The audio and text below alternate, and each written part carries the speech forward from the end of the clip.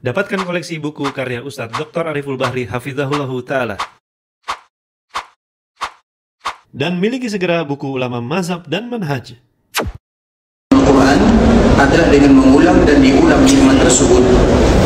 Makanya di dalam Al-Quran ikhwatul Islam ada sebuah ayat yang mana ayat ini apabila kita baca, sebelum kita membaca ayat ini maka kita mengucapkan kalimat takbir. Dan ayat tersebut adalah surah Duha. Surah Duha ini ikhwatul Islam berbeza dari surat-surat yang lainnya. Kalau misalnya kita membaca Al-Baqarah, Al-Fatihah misalnya, kemudian dari Al-Fatihah kita membaca Al-Baqarah, kita langsung membacanya Bismillahirrahmanirrahim, Alif Lam Mim. Begitu juga dari Al-Baqarah pindah kepada Ali Imran, kita membaca Bismillah, Alif Lam Mim. Begitu juga pindah dari Ali Imran kepada An-Nisa dan berikutnya. Tapi apabila kita sampai kepada Al-Laili, kemudian kita ingin membaca surah Al-Duha, maka kita pun membaca Allahu Akbar, Bismillahirrahmanirrahim. Mengapa demikian ikhwatul Islam? Karena ayat ini merupakan di antara ayat yang agak sedikit lama turun kepada Nabi SAW. Dan di ujung ayat Allah Subhanahu wa taala ingin mengajarkan kepada kita, wa amma bi ni'mati rabbika fahaddits. Adapun dengan nikmat yang Allah Subhanahu wa taala berikan kepada kalian, maka ceritakanlah. Apa maknanya ikhwatul Islam? Allah Subhanahu wa taala menyebutkan kepada Nabi SAW nikmat yang pernah diberikan. Alam yajidka yatiman fa'awa wa wajadaka dhallan fahada wa wajadaka 'ailan fa'aghna. Wahai Muhammad, dulu kamu fakir, dulu kamu miskin, dulu kamu tidak tahu tentang agama, dulu kamu seperti ini. Kemudian ketika Allah menyebutkan kalimat ini, wa amma bi ni'mati rabbika fahaddits, adapun dengan nikmat yang Allah berikan kepada kalian, ulang. Begitu juga dengan kita mengulang nikmat yang ada pada diri. Bukankah dulu kamu tidak pernah datang ke kota Madinah, sekarang Allah berikan kesempatan? Bukankah dulu kamu tidak berpunya, sekarang Allah berikan sedikit harta? Bukankah dulu kamu sakit, sekarang diberikan kesehatan? Diingat-ingat nikmat Allah Subhanahu wa taala. Karena dengan kita mengingat nikmat yang Allah berikan kepada kita, maka dengan itulah kita akan selalu bersyukur dan bersyukur kepada Allah Azza wa Jalla. Dan salah satu nikmat yang harus selalu kita ingat ikhwatul Islam adalah nikmat keberadaan kita di tanah haram Makkah Madinah. Itu merupakan nikmat yang luar biasa, dan kita tidak tahu apakah nikmat ini akan selalu ada pada diri kita, atau nikmat itu hanya sebentar saja diberikan oleh Allah Subhanahu wa taala. Tapi yang terpenting daripada itu semua, bagaimana kita selalu menjadi hamba yang bersyukur kepada Rabbul Izzat wal Jalal. Kemudian salawat berdirikan salam semoga senantiasa tercurahkan buat junjungan alam Nabi kita yang mulia, uswah dan qudwah kita bersama Muhammad bin Abdullah sallallahu alaihi wasallam, yang mana ibadah salawat merupakan di antara ibadah yang tidak boleh kita lewatkan begitu saja, dan kita senantiasa memberikan motivasi kepada kaum muslimin untuk selalu dan senantiasa mengucapkan salam dan salawat kepada Nabi, karena ibadah ini merupakan ibadah yang paling mudah diterima oleh Allah Subhanahu wa taala. Ibadah salawat ini berbeza dari ibadah-ibadah yang lainnya. Bahkan Allah Subhanahu wa taala menyediakan para petugas dari kalangan malaikat yang mereka bertebaran di dunia mencari orang-orang yang berselawat kepada baginda Nabi. Apabila mereka mengucapkan selawat kepada Nabi, maka kalimat ini langsung diambil oleh para malaikat tersebut, kemudian dibawa kepada Rasulullah SAW. Artinya kalau malaikat mengambilnya, maknanya diterima oleh Allah Azza wa Jalla. Sehingga ibadah yang paling mudah diterima oleh Allah adalah ibadah dikala kita mengucapkan salam dan selawat kepada Nabi. Sedangkan ibadah yang lain ikhwatul Islam itu kurang diterimanya. Kita tidak tahu apakah umrah kita diterima oleh Allah, apakah solat kita diterima, apakah zakat kita diterima. Tidak ada yang tahu. Yang bisa kita lakukan hanya berharap dan berdoa kepada Allah agar Allah menerima amal ibadah kita. Bahkan Nabi Ibrahim pun ketika beliau membangun Ka'bah al-Musharrafah, maka setelahnya beliau mengatakan Rabbana taqabbal minna, ya Allah terima amal ibadah kami. Nabi Ibrahim tidak bisa memastikan ibadahnya diterima, tapi yang beliau lakukan adalah berdoa kepada Allah. Sedangkan ibadah salawat ini merupakan di antara ibadah yang paling mudah diterima pahalanya. Apabila diterima maka tentu banyak pahalanya. Dan kita selalu mengatakan, Imam Ibnu Qayyim rahimahullah mengatakan di kitabnya Jala'ul Afham fi fadl salati ala khairil anam, bahwa orang yang mengucapkan salawat kepada Rasulullah SAW minimal mereka akan mendapatkan 40 keutamaan yang ada di dalamnya. Dan itu merupakan di antara bonus khusus dari Allah Subhanahu wa taala kepada kita sebagai seorang hamba agar selalu dan senantiasa mengucapkan salam dan salawat kepada junjungan kita bersama Muhammad bin Abdullah sallallahu alaihi wasallam. Allahumma salli ala Muhammad wa ala ahli baitihi wa ala azwajihi wa dhurriyyatihi kama sallaita ala Ibrahim wa ala ali Ibrahim innaka Hamidum Majid. Allahumma barik ala Muhammad wa ala ahli baitihi wa ala azwajihi wa dhurriyyatihi kama barakta ala Ibrahim wa ala ali Ibrahim innaka Hamidum Majid. Ikhwatul Islam, saudara kaum muslimin, kita akan kembali membacakan hadis-hadis Rasulullah sallallahu alaihi wasallam, terkhusus sesuatu yang berkaitan dengan kota Madinah dan juga Masjid Rasulullah sallallahu alaihi wasallam. Karena kota Madinah dan Masjid Nabawi serta Nabi itu sendiri adalah sesuatu yang tidak bisa terpisahkan. Kota Madinah adalah kota yang mulia. Kemudian keberadaan Masjid Nabawi di dalamnya menambah kemuliaannya. Kemudian keberadaan Rasulullah SAW di dalamnya menambah lagi kemuliaannya. Sehingga itu merupakan di antara kemuliaan yang berlipat-lipat. Kota Madinah itu sendiri adalah kota yang mulia yang wajib bagi kaum muslimin untuk mencintainya. Kemudian ditambah lagi ada Masjid Rasulullah di dalamnya. Kemudian ditambah lagi ada Nabi SAW di dalamnya. Makanya Rasulullah SAW ketika berada di kota Madinah, maka membuat Madinah itu semuanya berubah. Madinah tidak pernah dinamakan Madinah kecuali ketika Nabi SAW berada di dalamnya. Ketika Nabi hijrah dari Mekah menuju Madinah, maka di saat itulah Barra bin Azib, begitu juga sahabat Anas bin Malik, adha'a minha kulla syai'. Seolah-olah keberadaan Nabi dikala berada di kota Madinah membuat Madinah itu bercahaya. Maka disebutlah Madinah dengan Al-Madinah Al-Munawwarah. Dan itu adalah dengan keberadaan Nabi SAW. Sehingga keutamaan yang ada di kota Madinah adalah keutamaan yang berlipat. Kotanya adalah kota yang mulia, masjidnya adalah masjid yang terbaik, dan Nabi adalah manusia yang paling dicintai oleh Allah Subhanahu wa taala, dan itu tidak dimiliki oleh kota manapun. Bahkan Makkah tidak memiliki Nabi SAW. Artinya ikhwatul Islam, Nabi SAW memilih kota Madinah sebagai tempat Nabi SAW untuk selama-lamanya. Sehingga kita selalu mengulang, bagi kita yang berada di kota Madinah, kita berada di kampung halaman Nabi, dan kita sedang bertetangga dengan Nabi SAW, maka lakukanlah yang terbaik selama kita berada di kota Madinah. Lakukan hal-hal yang bisa mendatangkan keridhaan Allah dan kecintaan Rasulullah SAW. Karena kita bukan berada di tempat sembarangan, kita berada di tempat yang paling mulia. Keberadaan Nabi menjadi mulia, dan keberadaan Masjid Nabi menambah lagi kemuliaan di atas kemuliaan. Sehingga di antara salah satu yang dianjurkan bagi kaum muslimin, sebagaimana hadis yang dikeluarkan oleh Imam Bukhari dan Imam Muslim, Nabi SAW menyebutkan, la tushaddur rihal illa ila salasati masajid. Wahai kaum muslimin, janganlah kalian melakukan perjalanan yang melelahkan atau mempersiapkan dengan persiapan yang begitu luar biasa kecuali ketika masjid. Artinya perjalanan dalam rangka ibadah salat menuju masjid.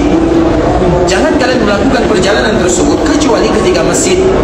Kemudian Nabi menyebutkan Al-Masjidil Haram. Yang pertama adalah Masjidil Haram yang ada di Mekah, wa masjidi hadha, kemudian masjidku ini, dan yang ketiga wal Masjidil Aqsa, kemudian adalah Masjidil Aqsa.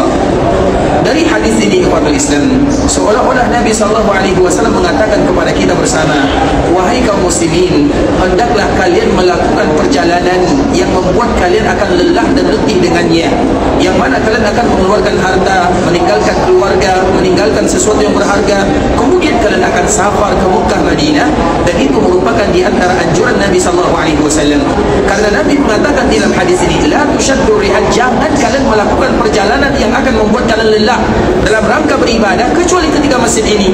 Artinya berlelahlah kalian dikala kalian berada di sini.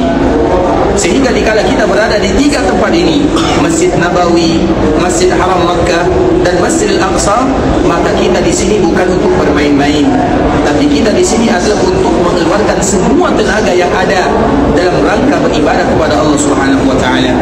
Dan selalu kita menyampaikan sebuah kisah yang sangat indah ikhwatul Islam, kisah yang terjadi kepada seorang yang sudah tua dikala dia datang ke tanah haram Makkah dan Madinah. Kemudian semangat yang membara dan luar biasa. Kami pun bertanya kepadanya, kenapa harus semangat seperti ini? Karena dia sudah tua, hampir 80, bahkan 80 tahun lebih umurnya. Kemudian Kemudian dikala kami tanya, kenapa harus semangat? Semangat sekali. Datang sholat semangat, tidak pernah terlambat. Semua ibadah dia lakukan dikala dia berada di Mekah dan di Madinah. Kemudian dia pun mengatakan, wahai anakku, sesungguhnya kelelahan dan kesusahan itu sengaja kita mencarinya, bahkan kita sengaja membelinya. Artinya kita di sini bersusah, berpayah, beribadah kepada Allah, dan kita bayar kelelahan tersebut. Artinya tujuan kita datang ke sini adalah untuk berlelah dan berletih beribadah kepada Allah Subhanahu wa taala. Maka tentunya kaum muslimin, hendaklah kita memanfaatkan momen tersebut dikala kita berada di kota Madinah untuk berlelah dan berletih. Salah satu ibadah yang paling mulia yang dianjurkan dan memperbanyak bagi kita dianjurkan melakukannya adalah ibadah salat di dalamnya.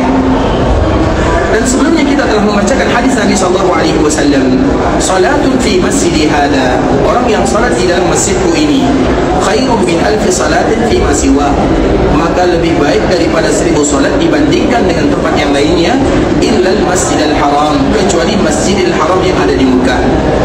Kemarin di ikhwatul Islam kita telah menjelaskan sedikit tentang masalah keimanan, di antara sifat orang-orang yang beriman, dan bahkan di antara salah satu nama kota Madinah adalah Darul Iman.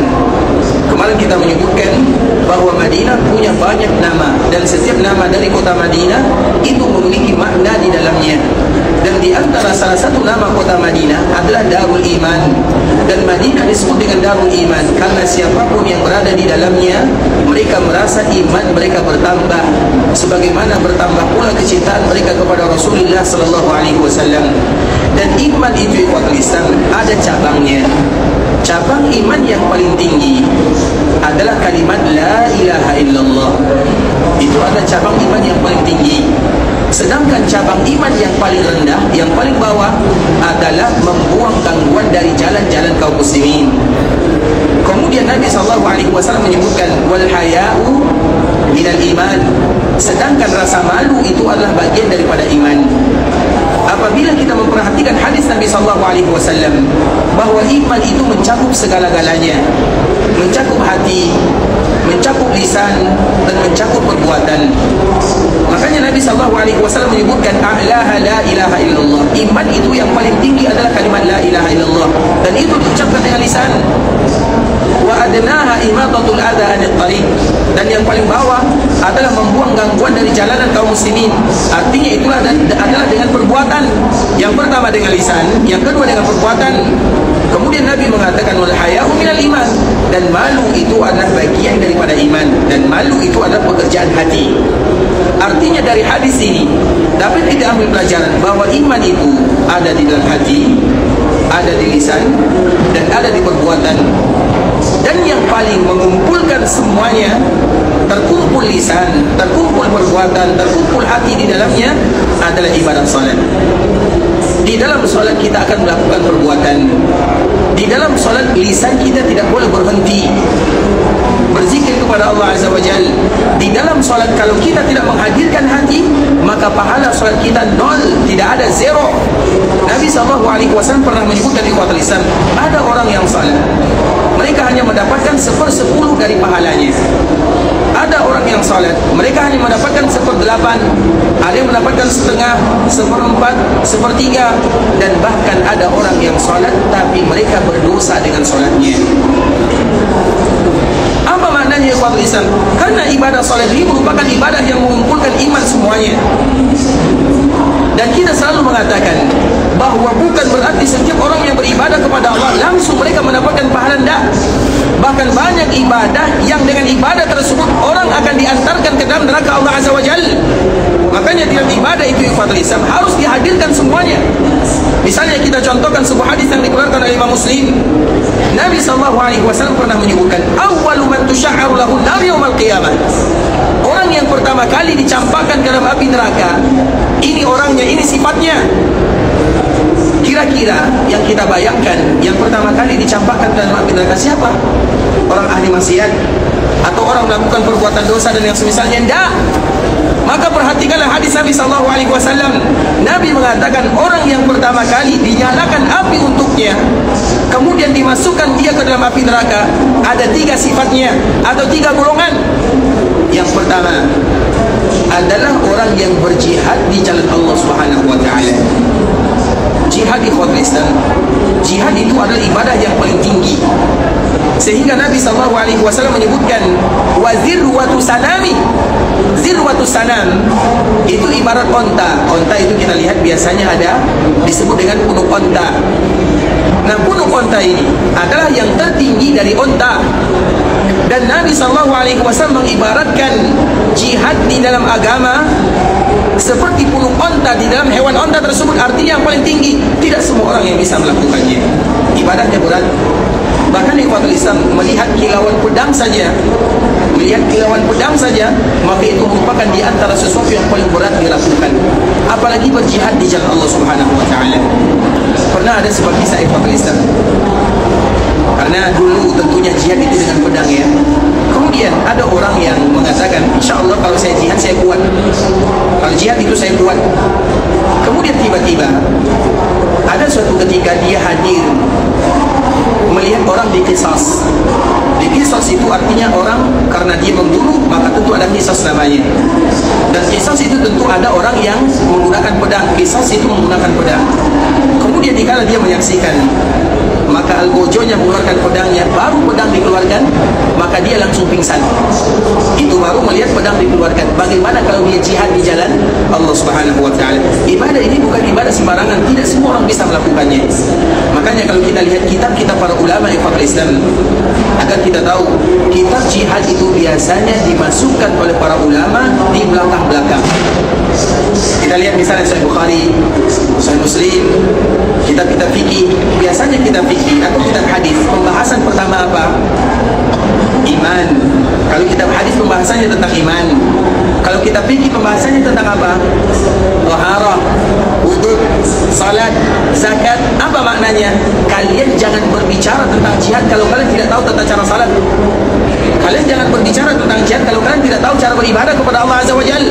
Kemudian di ujung-ujung baru diletakkan kitabul jihad. Jadi jihad itu bukan sembarangan, dan tidak langsung jihad. Tidak boleh kita mengatakan kalimat ini sembarangan, tidak boleh. Artinya ikhwatul Islam, ini adalah ibadah yang paling tinggi, dan itu bukan ibadah yang sembarangan. Makanya Nabi SAW menyebutkan, orang yang berjihad di jalan Allah tidak ada balasan yang paling pantas untuknya kecuali surga. Tidak ada balasannya kecuali surga, karena ibadah yang paling berat. Tapi ada orang yang berjihad di jalan Allah, kemudian dia dengan jihadnya dimasukkan ke dalam api neraka, wal'iyadzubillah.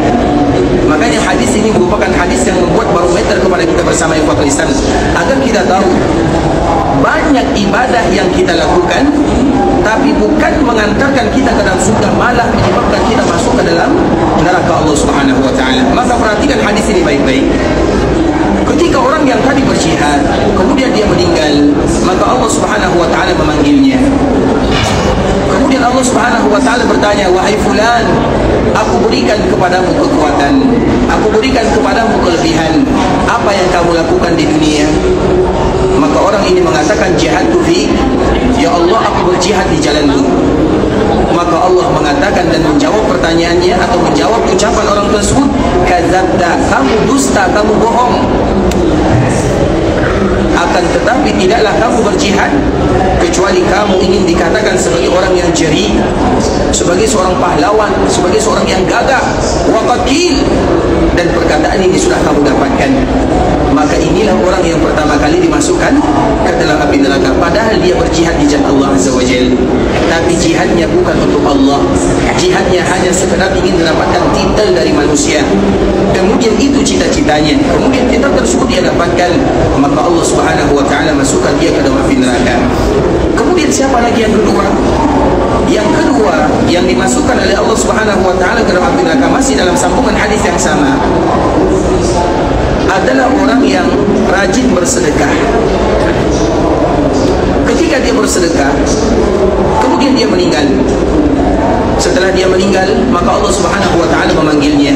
Allah bertanya kepadanya, wahai fulan, aku berikan kepadamu harta, aku berikan kepadamu kelebihan, apa yang kamu lakukan? Maka orang ini mengatakan, ya Allah, tasaddaqtu, aku pun bersedekah karenamu. Maka Allah langsung menjawab, karena Allah lebih mengetahui untuk apa kita beribadah. Allah langsung menimpali perkataannya, kadzabta, kamu dusta, kamu bohong. Tapi kamu bersedekah agar kamu mendapatkan titel seorang yang dermawan, waqil. Dan perkataan ini sudah kamu terima, atau titel ini kamu dapatkan. Tujuannya dia bersedekah agar tidak dibilang oleh orang pelit, agar dibilang oleh orang, oh orang ini adalah rajin bersedekah. Itu yang kamu inginkan. Kamu tidak pernah bersedekah untukku, kata Allah Subhanahu wa taala. Maka Allah pun campakkan dirinya ke dalam api neraka. Karena sedekah dia masuk ke dalam api neraka. Kemudian yang ketiga, masih sambungan hadis tersebut, Nabi SAW menyebutkan yang ketiga adalah orang yang baca Quran, kemudian dia meninggal, dipanggil oleh Allah Subhanahu wa taala, wahai fulan, apa yang kamu lakukan di dunia? Maka orang ini mengatakan, qara'tu fikal Quran, ya Allah, aku baca Quran untukmu. Kemudian Allah Subhanahu wa taala mengatakan, kadzabta, kamu dusta, kamu bohong. Tapi kamu baca Quran agar kamu dinamakan dengan seorang yang qari. Itu yang kamu inginkan. Kamu tidak baca Quran untuk Allah Azza wa Jal. Kamu bukan baca Quran kecuali agar kamu mendapatkan titel ini, waqil. Dan perkataan ini kamu sudah dapatkan. Kamu dinamakan dan kamu bangga dengannya. Maka tiga golongan ini, ikhwatul Islam, adalah yang pertama kali dimasukkan ke dalam neraka Allah Azza wa Jal. Kemudian kita kiaskan ke dalam ibadah-ibadah yang lainnya. Kalau seandainya Allah Subhanahu wa taala bertanya kepada kita, wahai fulan, apa yang kamu lakukan di dunia? Kita pun menjawab, ya Allah, aku umrah. Kemudian Allah yang paling tahu kenapa kita umrah. Ada orang yang umrah hanya sekedar pergi umrah supaya tidak dikatakan sudah kaya tapi tidak umrah. Ada orang yang umrah hanya untuk gaya-gayaan. Ada orang yang umrah hanya untuk dunia. Dan Allah yang paling tahu untuk apa kita umrah. Makanya nanti dikala kita dipanggil oleh Allah Subhanahu wa taala, Allah tahu apa isi hati kita. Karena setiap manusia, mereka akan berdiri di hadapan Allah Azza wa Jal, dan Allah bertanya kepadanya satu persatu. Dan itu merupakan di antara bentuk Allah Subhanahu wa taala menghisab hambanya. Makanya selalu kita ajarkan sebuah doa, ikhwatul Islam. Doa ini semoga bermanfaat. Itu doa di mana kita meminta kasih sayang Allah Subhanahu wa taala, terutama nanti dikala kita berjumpa dengan Allah. Doanya adalah, Allahumma hasibni hisaban yasira. Allahumma hasibni hisaban yasira. Ya Allah, hisablah aku dengan hisab yang mudah.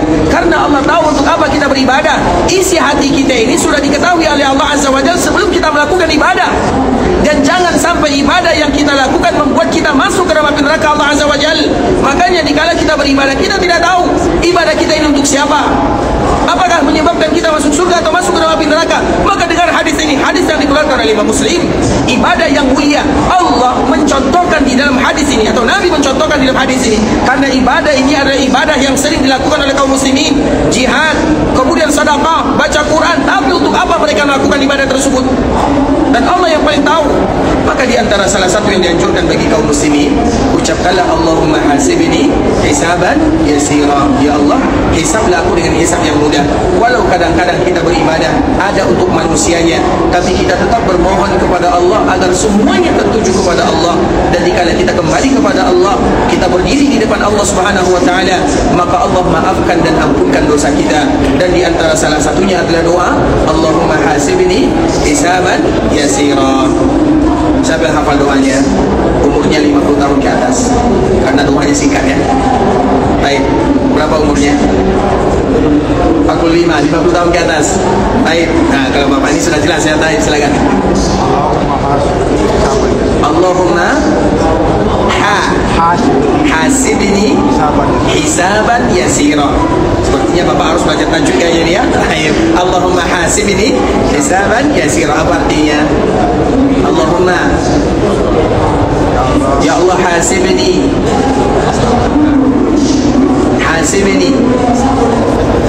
hisablah aku hisaban dengan hisab yasira, dengan hisab yang mudah. Ya Allah, hisablah aku dengan hisab yang mudah. Masya Allah, silakan Masya Allah, syakarallahu lak. Allahumma hasibni hisaban yasira. Tapi ikhwatul Islam, kita kembalikan lagi kepada pembahasan awal yang tadi telah kita jelaskan, bahwa jangan sampai ibadah yang kita lakukan menyebabkan kita masuk ke dalam neraka Allah Subhanahu wa taala. Makanya kita ingat, ibadah itu bisa mengantarkan kita ke dalam surga, sebagaimana bisa bisa mengantarkan kita ke dalam neraka. Karena ada orang ikhwatul Islam, dia suka beribadah tapi bukan untuk Allah Subhanahu wa taala. Suka sekali dia beribadah tapi bukan untuk Allah. Maka di saat itulah kita harus kembali menata hati, menjaga diri agar betul-betul ibadah yang kita lakukan semuanya untuk Allah Subhanahu wa taala. Dan salah satunya adalah ibadah salat. Ibadah salat ini ikhwatul Islam mencakup semuanya. Ada lisan di dalamnya, ada perbuatan di dalamnya, ada hati di dalamnya. Dan ingat ikhwatul Islam, ada orang yang salat tapi dia tidak mendapatkan pahala. Kalau tidak mendapatkan pahala, percuma ikhwatul Islam. Artinya di saat itulah kita harus mengumpulkan semuanya. Hati kita jadikan untuk Allah, lisan, makanya salat itu disebutkan sesungguhnya di dalam salat la syughla, inna fis salati la syughla. Sesungguhnya di dalam ibadah salat itu ada kesibukan. Makanya kita itu tidak boleh kecuali sibuk di dalam salat. Artinya tidak boleh berdiri begitu saja, ada kesibukannya. Karena kalau kita tidak sibuk, maka syaitan akan menarik kita, mengambil akal kita, mengambil hati kita, kemudian akan membawa kita kemana-mana. Sehingga banyak orang yang salat tidak tahu kalau dia sudah selesai salatnya kecuali dengan imam mengatakan assalamualaikum. Karena iblis, syaitan, jin mengganggu dirinya, dibawa dirinya kemana-mana dan tidak tahu kecuali. Karena kalau kita sudah salat di ikhwatul Islam, biasanya, dan ini dirasakan oleh kaum muslimin, ketika mereka mengatakan Allahu Akbar, maka semuanya akan hadir. Bahkan sesuatu yang hilang pun akan diketahui. Oh, ternyata barang itu saya letakkan di sini. Makanya ada sebagian orang ikhwatul Islam, ini cerita ya, tapi cerita tidak boleh dilakukan. Ketika ada barang hilang, kemudian dia bertanya, ada saya punya barang hilang. Maka orang yang tadi ditanya mengatakan silahkan salat. Ketika dia salat, ingat semuanya. Karena memang itu merupakan gangguan daripada jin. Tapi gangguan itu kadang-kadang memberikan manfaat, apalagi mengingat semuanya. Oleh karena ikhwatul Islam, jadikan ibadah salat ini karena terkumpul di dalamnya semua bentuk rukun iman, dari lisan, dari hati, dan dari amalan. Dan itulah yang kita lakukan dikala kita berada di Masjid Nabawi. Maka Nabi menyebutkan salatun fi masjidi hada.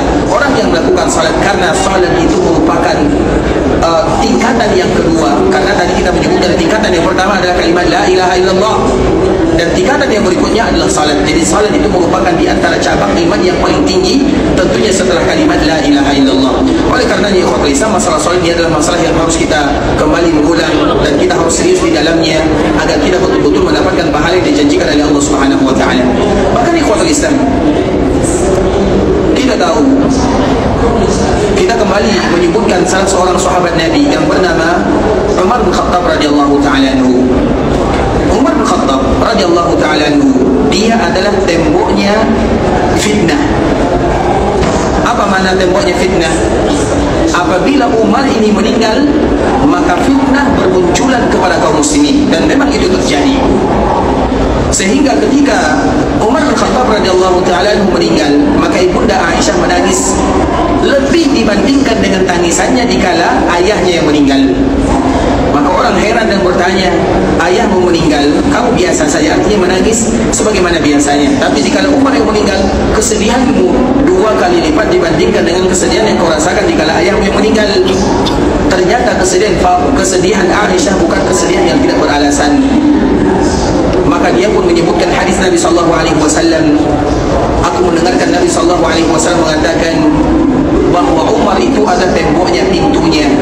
Apabila pintu ini terbuka atau dirobohkan, maka fitnah akan bermunculan datang kepada kaum muslimin. Dan betul adanya ikhwatul Islam, ketika Umar ini meninggal dibunuh oleh Abu Lu'lu', maka fitnah bermunculan kepada kaum muslimin. Dan fitnah yang pertama adalah dikala wafatnya Utsman bin Affan di tangan orang yang mengatakan dirinya seorang Islam. Kalau Umar bin Khattab dia wafat di ikhwatul Islam, dia wafat di tangan orang yang tidak pernah mengatakan dirinya sebagai seorang muslim.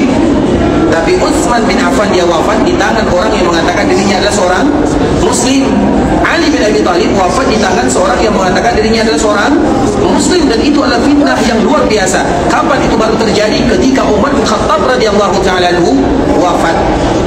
Sebelum Umar wafat di ikhwatul Islam, jelas mana orang yang muslim, mana yang bukan, jelas. Tapi setelah Umar meninggal, tidak jelas mana lawan, mana kawan. Karena semuanya mengatakan muslim, tapi mereka menikung dari belakang, artinya mereka menusuk dari belakang. Dan yang pertama kali mereka fitnah yang terjadi di dalam badan kaum muslimin adalah wafatnya menantu Rasulullah sallallahu alaihi wasallam, kedua-duanya, Utsman bin Affan radhiyallahu ta'ala anhu dan juga Ali bin Abi Thalib radhiyallahu ta'ala anhu. Terlepas daripada itu semua ikhwatul Islam, Umar bin Khattab Khattab radhiyallahu taala anhu adalah mertua Rasulullah sallallahu alaihi wasallam. Umar bin Khattab adalah mertua Nabi. Siapa yang dinikahi oleh Nabi dari anaknya Umar? Siapa namanya? Hafsah. Sehingga Umar disebut dengan Abu Hafs. Jadi Umar bin Khattab radhiyallahu taala anhu senantiasa dipanggil dengan Abu Hafs, yaitu Abu Hafsah, Abu Hafs. Kemudian ikhwatul Islam, Umar bin Khattab radhiyallahu taala anhu dia memiliki cerita yang sangat indah. Dia pernah dan selalu berdoa kepada Allah. Ini adalah doa yang selalu dipanjatkan oleh Umar bin Khattab radhiyallahu taala anhu. Dia mengatakan, Allahumma rzuqni syahadata fi sabilik waj'al mauti fi baladi rasulik. Itu adalah doa yang selalu dipanjatkan oleh sahabat Umar bin Khattab radhiyallahu taala anhu. Yang mana doa ini adalah doa yang menurut kita adalah doa yang mustahil dikabulkan oleh Allah Azza wa Jalla. Tapi tentunya tidak ada yang mustahil bagi Allah selama kita berdoa dalam keadaan yakin bahwa doa kita dikabulkan. Makanya Nabi SAW menyebutkan karena momen kita ini adalah momen berdoa kepada Allah. Dikala kita berada di tanah haram Makkah, dikala kita berada di tanah haram Madinah, maka berdoa sebanyak-banyak mungkin. Berdoa itu bukan 10 menit ikhwatul Islam. Kalau bisa kita berdoa 1 jam, 2 jam, penat berdoa, baca Quran, kemudian berdoa lagi. Bahkan setiap hari kita harus berdoa berlama-lama dengan Allah Subhanahu wa taala dan cari waktu-waktu yang diijabah. Cari waktu-waktu yang diijabah oleh Allah Azza wa Jalla. Dan rata-rata dikala kita berada di tanah haram, apalagi bagi kita yang melaksanakan ibadah umrah, itu doanya diijabah oleh Allah Subhanahu wa taala. Dan semoga semua doa kita diijabah oleh Allah Azza wa Jalla. Makanya nanti ikhwatul Islam ada sebuah tulisan singkat bagi kita yang menginginkannya. Judulnya adalah agar doa diijabah. Kalau yang mau nanti minta sama adik kita yang di depan, dengan syarat harus dibaca. Kalau tidak dibaca tidak usah diminta. Tapi bagian PDF-nya karena tidak ada bukunya, artinya belum dicetak karena agak sulit membawanya ke sini. Tapi ikhwatul Islam ini merupakan di antara karena tujuan kita beribadah kepada Allah adalah berdoa, dan berdoa itu adalah intisari daripada ibadah. Puncak daripada ibadah adalah doa. Jadi kalau kita bertanya tentang ibadah, mana puncaknya? Puncaknya adalah doa. Karena tidak ada ibadah kecuali di dalamnya ada doa. Sehingga doa itu terbagi dua. Yang pertama disebut dengan doa talab atau doa masalah, dan yang kedua disebut dengan doa ibadah. Doa masalah atau doa talab dikala kita mengatakan ya Allah, dan kemarin kita mengatakan Rabbi. Dikala kita berdoa jangan kita katakan ya Rabbi, tapi ucapkan Rabbi.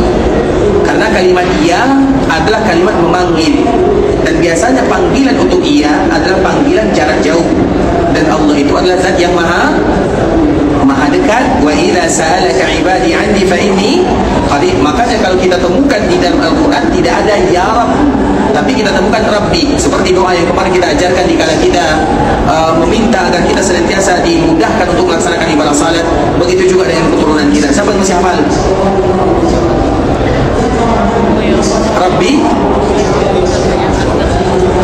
Rabbi ja'alni muqimas salati wa min dzurriyyati. Coba lihat bahasa doa yang disampaikan oleh Nabi Ibrahim. Tidak ada kalimat ianya, tapi Rabbi ja'alni muqimas salati wa min dzurriyyati. Rabbi, misalnya Rabbi firli, Rabbi irhamni, Rabbi urzuqni. Jadi tidak dipanggil kalimat iya. Makanya kita tidak akan temukan kalimat iya kecuali di dalam hadis yang dibawakan oleh Imam An-Nawawi rahimahullahu taala di dalam kitab yang masyhur Al-Arba'in An-Nawawiyah. Dan itu pun hanya sekadar mengkabarkan ada orang yang melakukan perjalanan yang semestinya dia dikabulkan doanya, kemudian dia mengatakan ya Rabbi wa mat'amuhu haram wa malbasuhu haram wa udhiya bi haram, fa anna istajabu lidzalik. Ada orang yang selalu mengatakan ya Rabb, tapi makanannya haram, minumannya haram, pakaiannya haram, makanannya haram. Bagaimana doanya dikabulkan oleh Allah Azza wa Jalla? Maka itu merupakan di antara momen penting ikhwatul Islam agar kita tahu, karena tujuan kita bersama di sini adalah bagaimana doa-doa kita dikabulkan oleh Allah Subhanahu wa taala.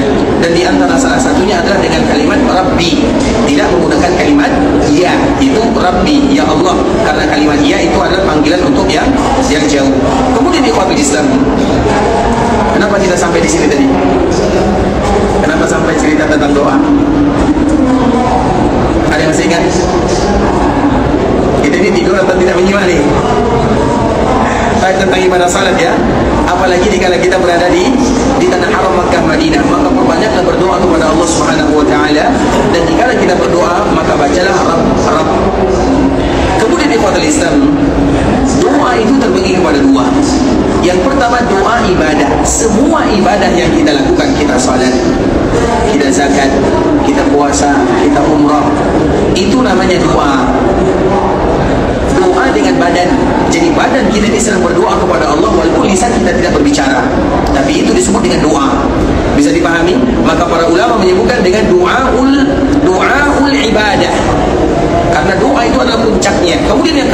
dengan doa talab atau doaul masalah.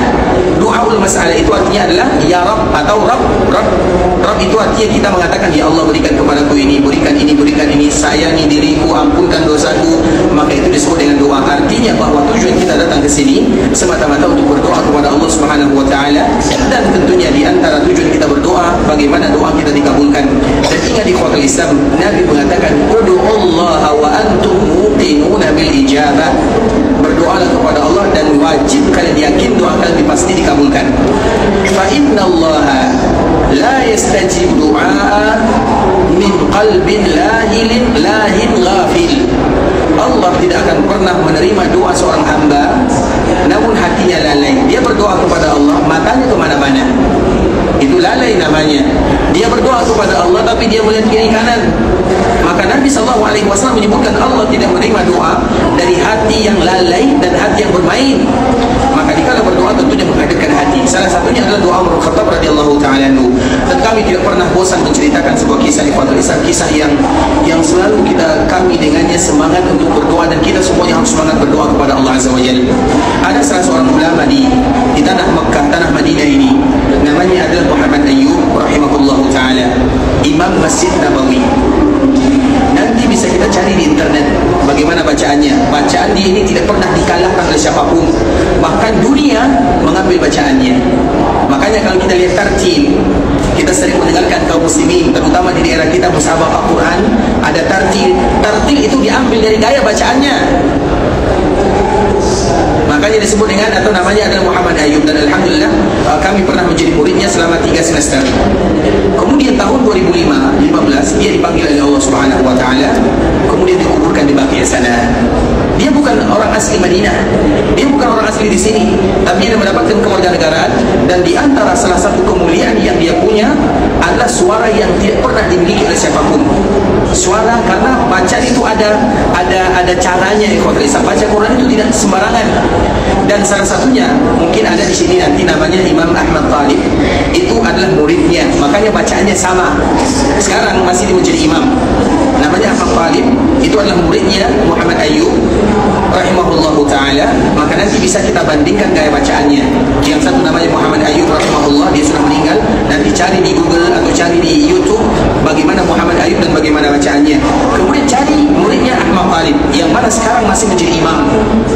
Kemudian terlepas daripada itu semua ikhwatul Islam, Syekh kami ini dia pernah menjadi imam di Masjid Nabawi selama 9 tahun. Kemudian setelahnya dia tidak lagi menjadi imam. Sudah lama, mungkin tahun 90-an dia jadi imam, tahun 2000 ke atas dia tidak lagi jadi imam. Dan tentunya itu merupakan di antara sesuatu yang sangat membuat dia sedih. Dan itu dikembalikan kepada pengurusnya. Siapa menjadi imam itu diserahkan kepada pengurusnya. Kemudian ikhwatul Islam, maka dia selalu berdoa kepada Allah Subhanahu wa taala. Dan di antara salah satu doanya dia mengatakan, ya Allah, jangan wafatkan aku kecuali aku kembali ke menjadi imam di masjid Nabi. Itu doanya. Dia bukan berasal dari sini. Apapun alasannya dia tidak jadi imam, tapi dia selalu berdoa kepada Allah, ya Allah, jangan wafatkan diriku kecuali aku menjadi imam di masjid Nabi-Mu, kembalikan aku untuk berada di sana. Karena setiap kali dia lewat di Masjid Nabawi, di bagian depannya membawa anak-anaknya, dia selalu mengatakan kepada anak-anaknya, wahai anakku, disitulah mimbar ayahmu dulu. Karena orang jadi imam, kemudian tidak lagi jadi imam di Masjid Nabawi, itu sesuatu yang bukan sembarangan. Ikhwatul Islam, betul-betul pilihan dari Allah Azza wa Jalla. Jangankan jadi imam, jadi muadzin saja. Kalau kita lihat bagaimana cara pemilihannya, mereka yang pertama kali dipilih menjadi muadzin di dalam Masjid Nabawi, maka mereka akan menangis sujud bersyukur kepada Allah Azza wa Jalla. Karena itu nikmat yang mulia menjadi muadzin di Masjid Nabi. Nabi berada di samping kita, status kita seolah-olah sama dengan Bilal. Makanya kenapa muadzin di daerah kita dipanggil dengan Bilal? Kan muadzin dipanggil dengan Bilal, kan? Bilal, mana Bilalnya? Karena dinasabkan kepada sahabat Nabi SAW yang namanya Bilal, muadzin Nabi SAW. Nah, begitu juga dengan dosen kami Muhammad Ayyub. Kemudian selalu dia berdoa kepada Allah, ya Allah, jangan wafatkan aku kecuali aku kembali menjadi imam di Masjid Nabi. Kemudian tahun 2015, maka dia pun pada akhirnya terpanggil. Maka dia menjadi imam salat di Masjid Nabawi, menjadi salat tarawih untuk kaum muslimin. Kemudian apa yang terjadi ikhwatul Islam? Setelah dia jadi imam, maka dia pun wafat dan meninggal di sana untuk selama-lamanya.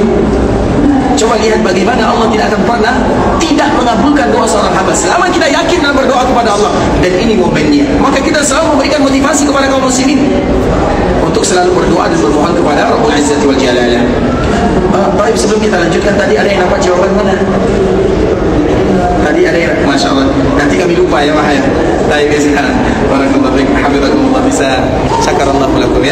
Artinya ikhwatul Islam itu merupakan di antara momen yang terindah. Maka ingatlah akan kisah Umar bin Khattab radhiyallahu taala anhu. Kita belum selesai tentang cerita Umar bin Khattab, karena Umar bin Khattab ini berdoa kepada Allah dengan doa yang mustahil menurut kita, sehingga anaknya Abdullah, anaknya Hafsah selalu bertanya kepada Umar, wahai ayahanda, bagaimana mungkin doamu dikabulkan oleh Allah Azza wa Jalla? Tak mungkin. Tapi Umar mengatakan, insya Allah, Allah pasti akan kabulkan. Coba lihat, itu adalah jiwa mental seorang yang yakin doanya dikabulkan oleh Allah Azza wa Jalla. Dan momennya ada di tanah haram Makkah Madinah. Makanya manfaatkan momen di sini ikhwatul Islam untuk selalu berdoa kepada Allah. Jadikan itu adalah tujuan utama. Berlatih kita berdoa. Jangan kita berdoa hanya 10 menit saja. Kita berdoa 10 menit, setelahnya apa yang terjadi? Gatal-gatal tangan kita ini. Kemudian selesai berdoa. Tidak, latihan. Karena berdoa dalam waktu yang lama itu butuh latihan. Coba sesekali setengah jam ikhwatul Islam, hari ini 10 menit, esok 15, esok 20, esok 25, esok, sehingga nanti pada akhirnya kita bisa berdoa kepada Allah 1 jam, bahkan berjam-jam. Kita tidak akan pernah bosan meminta dan bermohon kepada Rabbul Izzati wal Jalalah. Dan itu butuh latihan. Butuh latihan di dalam kita mengangkat kedua tangan, terutama dikala kita berada di tanah haram Makkah dan Madinah, karena memang di sini merupakan di antara tujuan kaum muslimin adalah berdoa dan beribadah kepada Rabbul Izzati wal Jalalah. Kemudian ikhwatul Islam, apa doa Umar bin Khattab sehingga anaknya bertanya, wahai ayahanda, bagaimana doamu mungkin dikabulkan? Maka Umar berdoa di dalam doanya, Allahumma rzuqni asy-syahada fi sabilik. Ya Allah, berikan kepadaku mati syahid. Umar ini dikala dia memimpin, dia adalah seorang, kalau bahasa kitanya seorang amirul mukminin, pemimpin dunia, pemimpin kaum muslimin.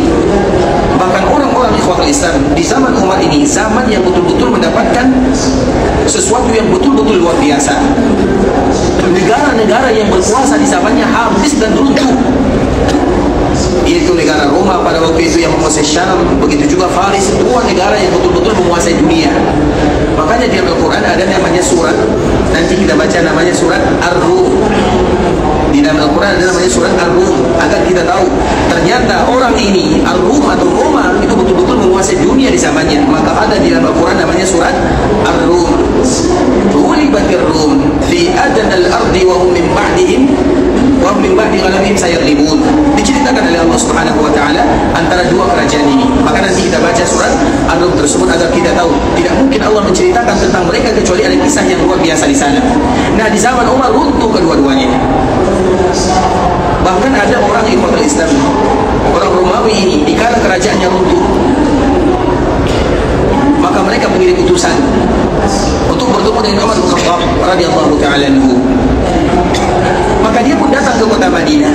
Dia menganggap tidak mungkin negara kami yang menguasai dunia diruntuhkan kecuali dengan negara yang kuat pula, atau negara yang betul-betul maju.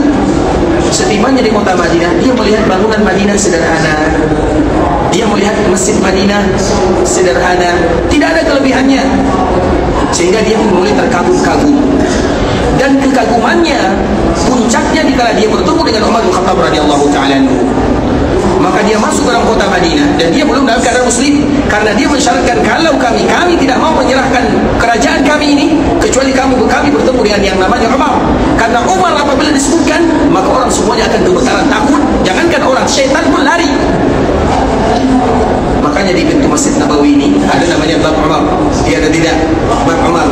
Kalau ada di antara orang yang mengaku Islam tidak bisa masuk ke sini, berarti dia adalah, itu bukan saya jawab ya, karena banyak orang yang tidak mau masuk ke pintu Umar, takut. Makanya Nabi mengatakan, wahai Umar, kalau kamu jalan di suatu tempat, maka syaitan akan minggir. Apalagi manusia yang tidak beriman kepada Allah Azza wa Jalla, semuanya akan minggir.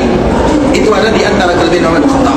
Maka orang ini menganggap Madinah itu adalah sesuatu yang powernya luar biasa, negara yang begitu-begitu mewah, sehingga mereka bisa mengalahkan kami. Ternyata daerah yang sederhana, daerah yang tidak ada apa-apanya, tidak ada kelebihan di sana kecuali iman dan takwa kepada Allah Azza wa Jalla. Kemudian kekaguman hukumannya semakin memuncak dikala dia bertanya, mana Umar? Maka sahabat Umar membawanya ke masjid, karena biasanya Umar bin Khattab dia selalu berada di dalam masjid. Umar ini jarang ikut berperang, terutama dikala dia menjadi pemimpin kaum muslimin. Bahkan ikhwatul Islam, pernah orang-orang kaum muslimin mereka berperang melawan orang-orang Faris, dan Umar sedang berkhutbah di kota Madinah. Dalam saat Umar berkhutbah, maka Umar mengatakan, kalian ke sana, kalian ke sana. Sahabat-sahabat yang ada di sini, yang ada di Madinah, mereka heran. Kenapa Umar mengatakan kalimat ini dikala Umar berkhutbah? Kemudian dikala orang-orang yang ada di sana pulang ke kota Madinah, mereka pun mengatakan, kami mendengarkan suara Umar mengarahkan kami ke sana. Seolah-olah dia memperhatikan bagaimana kejadian yang berlaku kepada kaum muslimin, maka dia pun memberikan arahan, pergi ke sana, pergi ke sana. Artinya dia mengatur dari jarak jauh. Maka Umar disebut dengan rajul mulhim atau mulham, laki-laki yang diberikan ilham oleh Allah Azza wa Jalla.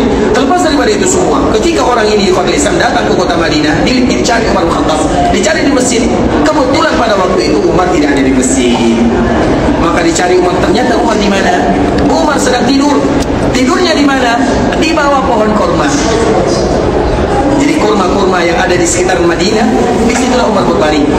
Kemudian dikala sampai orang ini ikhwatul Islam, maka dia melihat, apakah ini Umar? Dia kaget. Biasanya pemimpin itu banyak pengawalnya. Ini tidur di jalan di bawah pohon kurma. Seorang pemimpin, dia menguasai dunia. Maka dia pun mulai kagum. Umar terbangun. Kemudian dia mengatakan, kenapa engkau bisa tidur di jalan-jalan seperti ini tanpa ada kemewahan? Umar diam saja. Kemudian orang ini mengatakan, ini bagi kita yang diberikan amanah oleh Allah Azza wa Jalla, yang memimpin kaum muslimin. Karena biasanya banyak di antara kita yang tidak bisa tidur, dan orang tidur itu selalu kita menyebutkan terbagi kepada tiga. Ketika dia bangun terbagi kepada tiga. Ada orang tidur, dikala bangunnya dia memikirkan besok kita makan apa, tidak ada makanannya. Ada orang bangun tidur, mereka memikirkan besok kita makan di mana, kurang seleranya. Ada orang yang bangun tidur, mereka mengatakan besok kita makan siapa. Itulah pembagian manusia.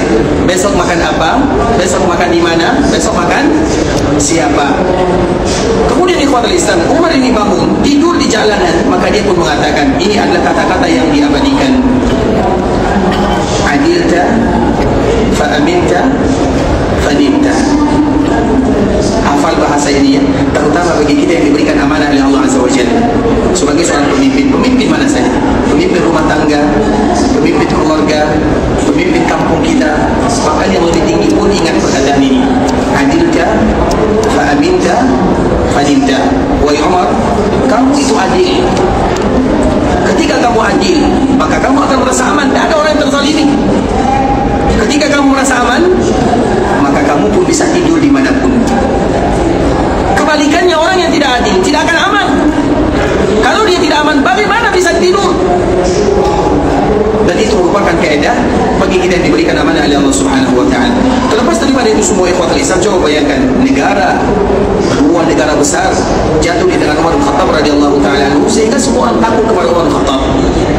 Kemudian tiba-tiba Umar berdoa kepada Allah, Allahumma rzuqni syahada fi sabilik. Ya Allah, berikan aku sebagai syahid, jadikan matiku kematian yang syahid. Dan itu tidak mungkin ikhwatul Islam, karena doa yang kedua, waj'al mauti fi baladi rasulik, dan jadikan wafatku di kota Nabi, syahid tapi di kota Madinah. Dari mana tidak mungkinnya? Karena Madinah itu adalah ibu kotanya. Tidak mungkin terjadi lagi peperangan di dalam kota Madinah. Tidak ada lagi jihad di kota Madinah. Jihad di kota Madinah itu ikhwatul Islam terakhir sekali sesuai dengan arahan Nabi SAW dikala terjadi perang Khandaq, atau yang kita kenal dengan perang Ahzab. Ahzab itu yang ada di kanan Masjid Nabawi, yang terkenal dengan Sabah Masajid, atau perang Khandaq atau Masjid Khandaq. Perang Khandaq, perang Ahzab itu perang terakhir yang ada di kota Madinah. Setelahnya tidak ada lagi, karena Nabi mengatakan demikian. Kapan terjadi perang Khandaq? Kapan terjadi perang Khandaq? Angkat tangan ya, jawab. Kapan terjadi perang Khandaq? Ya. Berapa? Siapa jawab, angkat tangan? Ada? Ada tadi di sini. Siapa jawab? Berapa? Tahun itu. Barakallahu Waalaikumsalam. Tahun ke-6 saja, syakarallahu lakum. Tapi jawabannya salah saja. Tapi barakallahu fiik, syakarallahu lakum. Tahun ke-5 Hijriah. Artinya ya Islam, setelah tahun ke-5 ini tidak ada lagi yang berani datang ke kota Madinah. Nabi mengatakan itu adalah akhir sekali mereka datang ke kota Madinah. Makanya Madinah itu disebut dengan Al-Amin, Al-Balad Al-Amin. Itu daerah yang aman, karena tidak ada orang yang datang ke kota Madinah dengan niat keburukan, kecuali mereka akan ibarat garam dimasukkan ke dalam air. Apakah garamnya kelihatan? Hilang.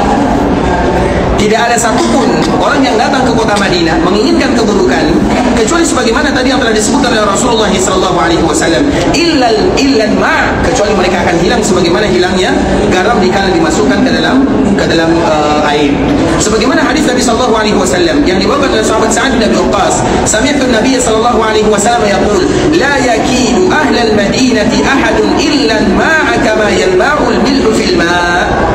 Nabi SAW menyebutkan tidak satupun mereka yang membuat makar untuk penduduk Madinah dan kota Madinah, kecuali mereka akan cair sebagaimana cairnya garam dikala dimasukkan ke dalam air. Di dalam riwayat yang lain ikhwatul Islam diwakilkan oleh sahabat Abu Hurairah, Nabi SAW bersabda, man arada ahla hadhil baldata bisu', siapapun yang menginginkan keburukan untuk daerah sini dan orang-orang yang tinggal di dalamnya, yakni Al-Madinah, azabahullah kama yatubul milhu fil ma', Allah akan lenyapkan dia sebagaimana garam lenyap dikala dimasukkan ke dalam air. Artinya Allah Subhanahu wa taala menjaga kota Madinah, dan itu mulai setelah terjadi perang Khandaq yang tadi kita sebutkan di ikhwatul Islam, karena Nabi mengatakan setelah ini tidak akan ada lagi yang berani datang ke kota Madinah untuk membuat keburukan dan makar. Makanya di antara salah satu nama kota Madinah adalah Al-Mahfuzah. Di antara salah satu nama kota Madinah adalah Al-Mahfuzah. Apa arti Al-Mahfuzah? Kota yang dijaga oleh Allah Subhanahu wa taala. Nah, begitu juga dengan Umar bin Khattab ikhwatul Islam. Artinya tidak mungkin lagi terjadi jihad di dalam kota Madinah. Tapi Umar bin Khattab berdoa kepada Allah, ya Allah, berikan kepadaku mati syahid, tapi syahid itu di dalam kota Nabi, karena dia tidak mau pernah meninggalkan kota Nabi SAW. Dan begitulah para sahabat ikhwatul Islam. Bahkan Nabi SAW, banyak di antara mereka tidak mau meninggalkan kota Madinah untuk mendapatkan kemuliaan yang ada di dalamnya. Bahkan banyak sampai sekarang ikhwatul Islam ada teman kami, senior kami, dia kami kenal dengannya, dia bisa keluar dari kota Madinah, tapi dia mengatakan saya tidak ingin keluar dari kota Madinah sebagaimana tidak maunya Imam Malik keluar dari kota Madinah. Imam Malik ikhwatul Islam tidak pernah meninggalkan Madinah. Seorang imam, gurunya Imam Syafi'i, seorang imam yang lahir pada tahun 93, meninggal pada tahun 179 Hijriah. Alasannya agar nanti dia wafat di dalam kota Madinah, itu saja tujuannya. Dan banyak orang-orang Madinah, mereka tidak keluar di kota Madinah bukan karena tidak mampu, mereka orang kaya, tapi mereka nanti takut kalau seandainya mereka keluar kemudian mereka meninggal di daerah tersebut. Mereka tidak mau. Yang mereka inginkan adalah bagaimana mereka meninggal di dalam kota Rasulullah SAW, karena itu merupakan motivasi dari Nabi. Kita selalu mengatakan motivasi Nabi menyebutkan man istata'a an yamuta bil Madinah falyamut biha. Siapapun di antara kalian yang sanggup wafat di kota Madinah, maka wafatlah di sana. Artinya Nabi memberikan motivasi kepada kita untuk wafat di kota Madinah, sehingga Umar bin Khattab radhiyallahu taala mengatakan, Allahumma urzuqni syahadata fi sabilik waj'al mauti fi baladi rasulik. Ya Allah, berikan kepadaku mati syahid, tapi syahid itu harus di dalam kota Madinah, aku tidak mau keluar darinya. Kemudian dikala dia ditanyakan oleh anak-anaknya, ya abata, wahai ayahanda, apakah mungkin dikabulkan oleh Allah? Maka Umar mengatakan akan dikabulkan. Kemudian ikhwatul Islam, disinilah awal sejarah bagaimana Abu Lu'lu' ingin membunuh Umar bin Khattab radhiyallahu taala anhu. Dan ceritanya besok akan kita sambung ya, karena waktu kita tinggal beberapa menit lagi. Artinya sebenarnya tujuan kita ingin menyampaikan cerita ini agar kita tahu bagaimana Umar bin Khattab dan bagaimana dia dengan salat, karena pembahasan kita adalah berkaitan dengan salat.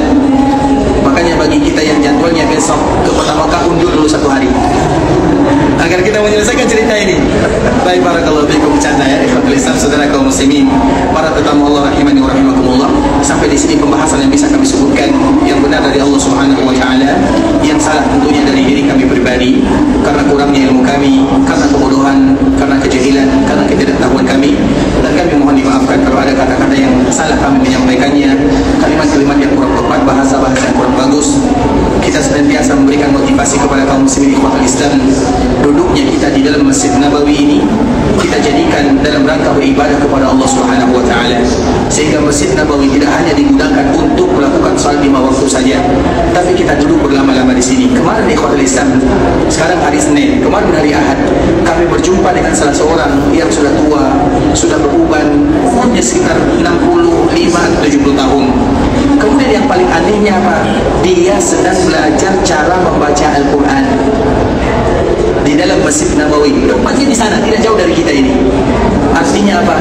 Dia ingin memanfaatkan momen-momen berada di Masjid Nabawi. Uban yang sudah tumbuh tidak membuat dia gengsi dan malu belajar agama Allah Subhanahu wa taala. Karena belajar agama tujuannya adalah kita bertemu dengan Allah dan kita tahu bagaimana kita bertemu dengan Allah. Belajar agama bukan untuk jadi ustaz, belajar agama bukan untuk jadi ulama, tapi belajar agama adalah untuk bekal bertemu dengan Rabbul Izzati wal Jalalah. Karena yang pertama kali nanti ditanya di dalam perkuburan adalah agama. Allah tanya kita, "Man rabbuka?" Siapa Allah? Siapa Rabbu?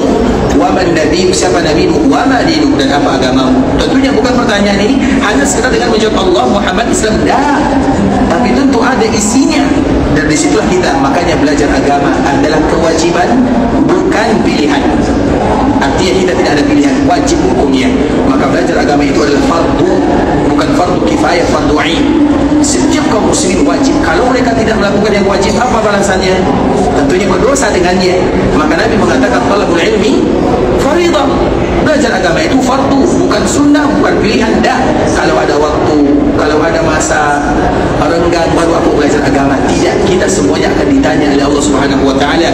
Sebagaimana orang yang tidak sholat ditanya, orang yang tidak puasa ditanya, orang yang tidak zakat ditanya, orang yang tidak belajar agama juga pasti ditanya oleh Allah, karena hukumnya sama-sama fardu, bukan pilihan. Makanya kita menyebutkan belajar agama kewajiban, bukan pilihan, karena kita ingin bertemu dengan Allah dengan agama yang kita bawa.